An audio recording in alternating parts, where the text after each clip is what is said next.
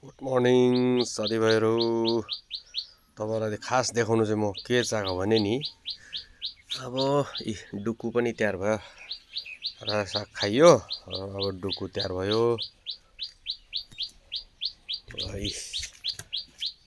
डल्ले पनि रातो भएछ एउटा चाहिँ।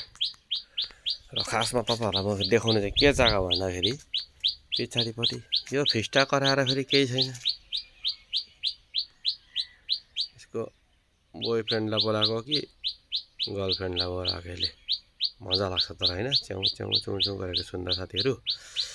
र खासमा देखाउनु चाहिँ म के चाहेको भन्दा चाहिँ, यहाँको चाहिँ आज डुकु उठाइयो र अब यस खोर्सानी लगाइएको छ।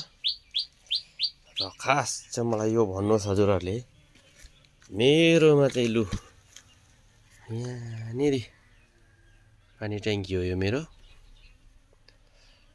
यहाँ चाहिँ मलाई त मौरी नै जस्तो लाग्दैछ साथीभाइहरू। कोही खटेउरी पनि भन्छ यतातिर त हो। म खप्रेलबाट बोल्दैछु। र हेर्नुहोस् त, यो खटेउरी हो कि मौरी हो।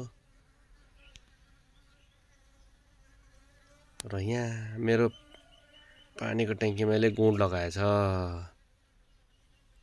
पछि काट्नु चाहिँ गाह्रो हुने भयो, तर मलाई त लाग्दैछ यो मौरी नै हो। र पछि कत्रो यसले गुँड लाउने रहेछ। र योपालि हनी ल्याइदिएको जस्तो छ है मेरो लागि यिनीहरूले।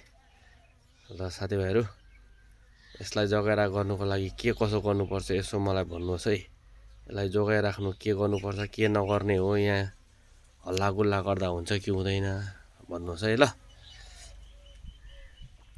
ल हजुरहरू, अर्को भिडियो ल्याएर फेरि आउनेछु।